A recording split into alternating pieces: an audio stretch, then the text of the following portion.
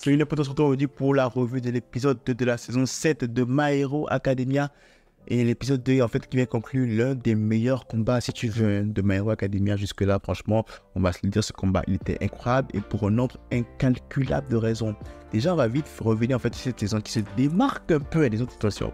Si on va pas se mentir, se démarque un peu des autres saisons parce que là, déjà, en fait, dès le début de la saison, tu as un combat incroyable qui commence. Genre, la saison commence comme ça et pas. On te sort un banger de combat. Comparément aux autres saisons où en fait vraiment on avait des débuts de saison quand même un peu lents. Mais cette fois-ci, nous on n'a pas eu de début de saison long, pas du tout. Là, on a entré direct dans le vif du sujet. On nous a donné un combat vraiment genre aux enjeux incroyables quand même. On a Shigaraki qui est le boss final du jeu contre un des héros les plus puissants du verre, si je peux dire ça comme ça. Et donc là, voilà, ça nous a donné un combat incroyable. Oh, ce que j'ai bien aimé aussi, c'est que ça n'a pas juste été genre en fait off-screen ou un truc rapide et tout, non. Même si on s'attendait à parce que Shigaraki l'emporte, on a quand même eu un combat incroyable, un combat vraiment bien en action. On a été vraiment gâté en action. Ça, c'est le moins qu'on puisse dire. Même les avions, on a même, c'est n'importe à Star Stripe là en fait, ils ont donné des leurs. Ils n'étaient pas là juste comme des figurants, aussi ils ont combattu, même aussi en fait à un moment donné aussi on croyait qu'eux aussi pouvaient battre Shigaraki avec le laser là et tout. Et en fait, ça c'était vraiment bien, c'est que tout le monde a préparé à ce combat. C'était vraiment un très très beau combat, même si on attendait un peu en fait au résultat. En fait, l'action n'était pas de savoir si elle allait perdre, mais plutôt comment elle allait perdre. Et c'est ce que ce combat-là en fait bien amené, c'est qu'elle a perdu certes, mais elle n'a pas perdu de manière vraiment genre facile et tout. Shigaraki a galéré et même en fait en réussissant à absorber son alter, Shigaraki a pris cher parce que encore un autre truc que ce combat a bien fait, c'est d'amener une nouvelle dimension en fait à l'utilisation des haltères. D'habitude, tu vois les haltères en fait, ils utilisent en mode ouais c'est le fight et tout, vas-y on se bat, on se tape dessus. Mais non, cette fois-ci, on a maintenant l'halter qui rentre dans le corps en fait, de Shigaraki et qui détruit ces haltères un par un. Et donc tu vois une représentation en fait de Star Stripe qui est en train de déchirer certaines de Shigaraki un par un. C'était sympa. Et donc du coup, oui, Star Stripe est tombé, Star Stripe a perdu, Star Stripe est morte. Mais elle n'est pas morte en vain, quoi, tu vois. Elle est morte en combattant, elle est allée en plus ultra. Et là, en fait, elle a donné quand même un bon cadeau à Deku et compagnie, en fait. Elle a donné, en fait, l'opportunité de gagner du temps au niveau, en fait, de la récupération du corps de Shigaraki parce qu'elle a seulement amoché. Non seulement ça, mais elle a quand même aussi dépourvu Shigaraki de pas mal d'altères, hein, on va se le dire. Alors, je ne sais pas si finalement, en fait, il y aura un restockage d'altères par la suite. Probablement que oui, ce sera un peu trop facile à mon avis. Sinon que All for One a encore prévu un autre truc et tout. Donc voilà quoi. Je pense que il y a peut-être moyen en fait que ce soit en vain finalement et que Shigaraki retrouve encore les haltères par la suite. Mais bon, je ne sais pas trop. On verra après ce qui va se passer. Bref, ce combat aussi avait aussi un impact quand même assez émotionnel et politique. Émotionnel dans le sens où en fait voilà quoi. En fait Star Stripe était en fait l'embodiment si tu veux de tout ce que représentait All Might comme symbole de la paix et tout. Et en fait, le fait que même après que All Might ait pris sa retraite, sa volonté continue de perdurer en fait, rend ça beaucoup plus intéressant, rend ça beaucoup plus épique, dans le sens où en fait, oui, All Might est out, mais sa volonté continue toujours de persister. Et là, t'as des gens comme Star Stripe aussi qui continuent de porter le flambeau et tout. Et même si Star Stripe est morte maintenant, cela ne fait en fait que placer en fait les pires pour que ce soit Deku qui soit le final porteur du symbole de la paix et qui soit celui en fait qui porte le coup de grâce à All for One / Shigaraki, comme tu veux quoi, tu vois. Mais un impact politique que ça a et qui est beaucoup moins intéressant, en fait, ça dépend de comment tu le vois, c'est que en fait finalement les héros qui étaient supposés venir des quatre coins du monde en fait, une fois qu'ils ont compris que Satrap s'est fait tuer par Shigaraki, bah All for One aussi avec cette connexion commence à créer des riots un peu dans toutes les parties du monde et du coup les héros en fait ont préféré privilégier la protection de leur territoire plutôt que de venir en aide au Japon.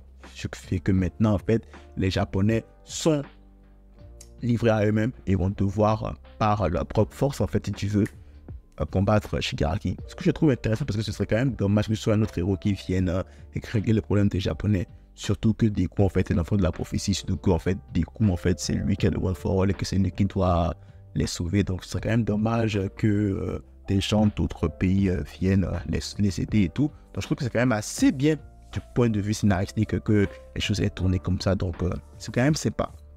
Bref, Un truc qu'on peut avoir trouvé comme un peu dégueulasse, sinon un peu triste, c'est que déjà, bon, la mort de Starstripe, elle est ultra triste, même si elle a quand même beaucoup aidé en fait nos héros au niveau de l'accumulation du temps. Là, la mort de Starstripe a permis à nos amis en fait de gagner un peu plus de temps de la préparation face à Shigaraki.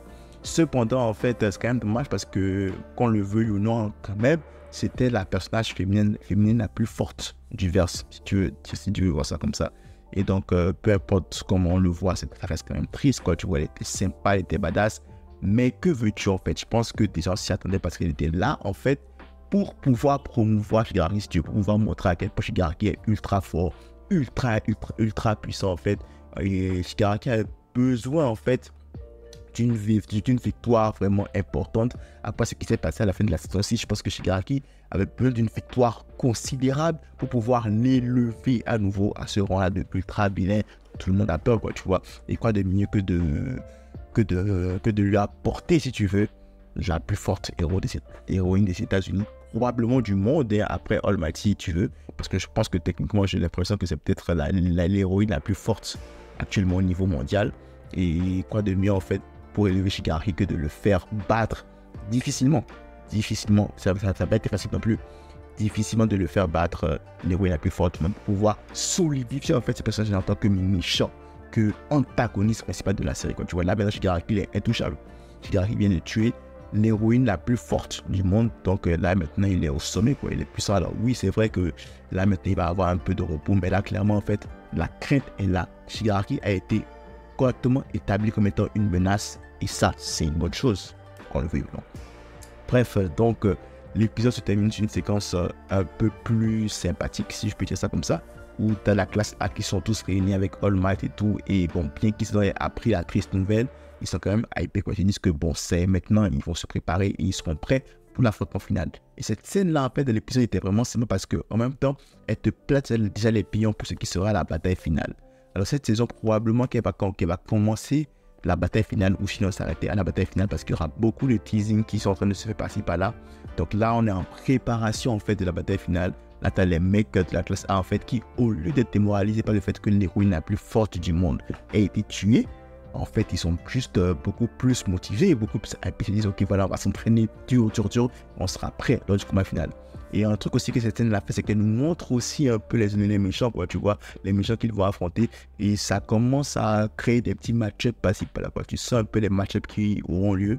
Et ça, c'est sympa. En plus, tu as All Might qui, en fait, n'a pas perdu espoir en regardant la classe A. Il se dit, ok, voilà, peut-être qu'on est derrière dans la course, mais avec cet effectif-là, clairement, il y a moyen qu'on crée un miracle, quoi, tu vois. Donc, il n'a pas perdu espoir. Et quand il voit même encore les élèves ultra motivés, il se dit, ouais, franchement, en fait, All for One, tu sais pas ce qui t'attend. Tu sais pas, en fait, ce que les gens là te préparent. Ça va être une dinguerie. Donc, sympathique comme épisode, franchement, avec une scène de combat incroyable, un combat incroyable entre Starstripe et puis Shigaraki. Il était vraiment beau le combat, vraiment. Des démonstrations d'altères incroyables, le délire avec New Order qui bouffait les haltères de Shigaraki, c'était vraiment super. Franchement, l'un des meilleurs combats des matchs que j'ai regardé à date, et même si le résultat n'était pas forcément celui attendu, escompté, mais beaucoup plus prévisible si tu veux, parce que clairement, on s'entend que Shigaraki n'allait pas se faire off comme ça, c'est à des coups de pas Shigaraki, donc voilà quoi. C'est quand même triste que Starstripe soit morte, même si en vrai, qu'on le veuille ou non, on s'y attendait un peu quoi. Voilà, c'est ce que j'avais à dire pour cette revue de l'épisode 2 de la saison 5 de My Hero Academia. Très très bon épisode, j'ai hâte de voir ce qu'il me prépare pour la suite. Si vous avez aimé la revue, n'hésitez pas à liker, ça fait toujours plaisir. Si vous n'êtes pas encore abonné, abonnez-vous, ça fait encore plus plaisir. Max de like, max de partage, on se retrouve très très vite pour une nouvelle vidéo. D'ici là, prenez tous soin de vous et de vos proches. C'est tout pour moi, à la prochaine.